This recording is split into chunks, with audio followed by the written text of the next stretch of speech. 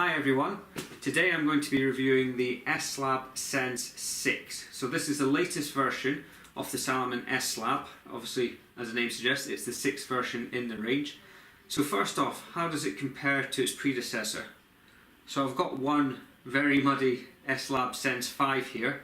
This used to be known as the S-Lab Sense Ultra, but as explained in another video, I'll put a link to it at the end, they've rebranded it to just be called the Sense. So the Sense Ultra is a completely different shoe. So initially looking at them on appearance, you can see that they've redesigned it slightly with the heel area now having a lot more red in it. Personally, I'm more of a fan. Was never a fan of the white heels on these. Always think they don't look the best. Always preferred the soft ground version, which were black. Additionally, the toe areas changed slightly and they now have more cover over the toe. I believe this will be a good thing because the previous models were prone to holes around the toe area on the top, so hopefully this will resolve one of those potential issues. It still has the same drop with 18mm cushioning at the heel and 14mm at the front, so you've still got that traditional Sense 4mm drop which you get in both the soft ground version and in this version of the shoe. Another slight difference is they've changed the lug pattern from the predecessors. I don't think they're any deeper, maybe ever so slightly, but they have redesigned that slightly, so I'll be keen to see how that works out on the trails. Weight wise, they both weigh in at 220 grams. Also, it's still got the same quick lace system, which you may be familiar with if you've had Salomon shoes in the past, as well as the SensiFit and other features which you typically get in the S-Lab range of shoes. So, that's enough talking, let's get out on the trail and see how we get on. After nearly 100 kilometres in these, with the longest run being just around 30 kilometres, what are my thoughts? Well, first off, starting at the bottom of the shoe, the grip.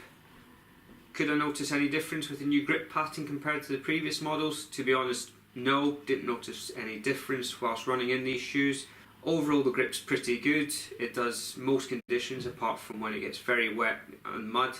I also found them a little bit slippy on wet rock. I do believe there are better shoes out there if you're running on wet rock often, so I wouldn't recommend them for that. And also when I was running down some steep grassy slopes, there was a little bit of grip lacking. But then again, they do have the soft ground version of these shoes for when it does get wet or maybe more fell running type terrain, so off trail more. In terms of comfort and cushioning, it's an 18 to 14mm heel to toe drop, so 4mm overall, which is quite minimal and may not be suitable for some people. When I first started running in these shoes, it did take a while for my Achilles and calves to adapt to the smaller drop in them. Also, if you're looking for what say I guess is an all-round training shoe for doing lots of kilometres in it, probably these aren't the most suitable shoes for that, given the less grip, unless of course you live in a country other than Britain where it's a lot drier. And also you may find the lack of cushioning a bit of concern if you're doing a lot of miles in them. In terms of fit though, they fit the same as the previous model, so if you've had a pair of these shoes before, they do fit really well. And I particularly like the SensiFit system where it grips your foot. I know from some feedback that some people find the shoes quite narrow, especially in the toe box area.